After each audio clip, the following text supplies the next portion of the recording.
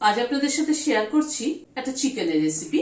Chicken ঢাকাই করব। অত্যন্ত সহজভাবে করা, কিন্তু খুব অল্প উপকরণে, অথচ কিন্তু ভীষণ টেস্টি একটা রেসিপি, যেটা ভাত, পোলাও, ফ্রাইড রাইস সবকিছুর সাথেই যায়। তবে পোলাও ফ্রাইড রাইসের সাথে বেশি ভালো লাগবে। চলুন তাহলে দেখে নিই কি করে বানালাম।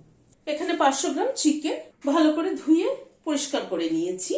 চিকেনটাকে প্রথমে ম্যারিনেট করে নিচ্ছি। এখানে একটা পেঁয়াজ পেস্ট করে নিয়েছি, সেটা দিয়ে দিলাম। এখানে 12-14 কোয়ার মতো রসুন পেস্ট করে নিয়েছি, সেটাও দিয়ে দিলাম। 3টে কাঁচা লঙ্কা পেস্ট করে নিয়েছি। 1 টেবিল চামচ মতো আদা বাটা আছে, সেটাও দিয়ে দিলাম। 150 গ্রাম দই আছে, টক দই এটা। দইটাকে দিয়ে দিলাম।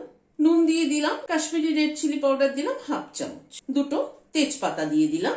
সবকিছুকে ভালো করে মেখে নিচ্ছি। এই রেসিপিতে ম্যারিনেশনটা কিন্তু খুব ভালো হতে হবে, আর দইয়ের পরিমাণটাও কিন্তু একটুখানি বেশি লাগবে। ভালো করে চিকেনটাকে ম্যারিনেট করে নিলাম। এবার চিকেনটাকে একটা ক্লিং র্যাপ দিয়ে ঢেকে দিচ্ছি, যাতে ফ্লেভারটা ইনট্যাক্ট থাকে। এইভাবে ম্যারিনেট করে ঘন্টা 2 মতো ফ্রিজে রেখে দেবো। 2 ঘন্টা মতো চিকেনটা ফ্রিজে ছিল। ক্লিং র্যাপটা খুলে নিচ্ছি। হোয়াইট অয়েল দিচ্ছি, ঘি দিচ্ছি 1 চামচের একটু কম। 2টো দারচিনির টুকরো ফোড়নে দিলাম। 3টে এলাচ মাথাটা ফাটিয়ে দিয়ে দিলাম। 3টে লবঙ্গ দিলাম। গ্যাসের ফ্লেমটাকে একটু কম করে দিচ্ছি, দিয়ে ফোড়নটাকে ক্র্যাক করিয়ে নিচ্ছি। ফোড়নটার থেকে একটা সুগন্ধ বেরোনোর পরে চিকেনটাকে দিয়ে দিচ্ছি। চিকেনটার মধ্যে কিন্তু সবকিছুই মাখানো আছে মশলা, সুতরাং এখন আর কিছু দেওয়ার দরকার নেই। চিকেনটাকে খালি কষাবো এখন। চিকেনটাকে একটু নাড়াচাড়া করে দিলাম, দিয়ে ঢেকে দিচ্ছি। গ্যাসের ফ্লেমটাকে মিডিয়ামে রাখছি। এখানে 8-10টা পেস্তা বাদাম আছে, আর এখানে খানিকটা 20-25টার মতো হবে কিশমিশ আছে। একটু দুধ দিয়ে দিচ্ছি, দিয়ে এটার একটা পেস্ট তৈরি করে নিচ্ছি। প্রায় 10-12 মিনিট মতো ঢেকে ঢেকে কষালাম। মাঝে ঢাকনা তুলে আমি নেড়ে দিয়েছিলাম।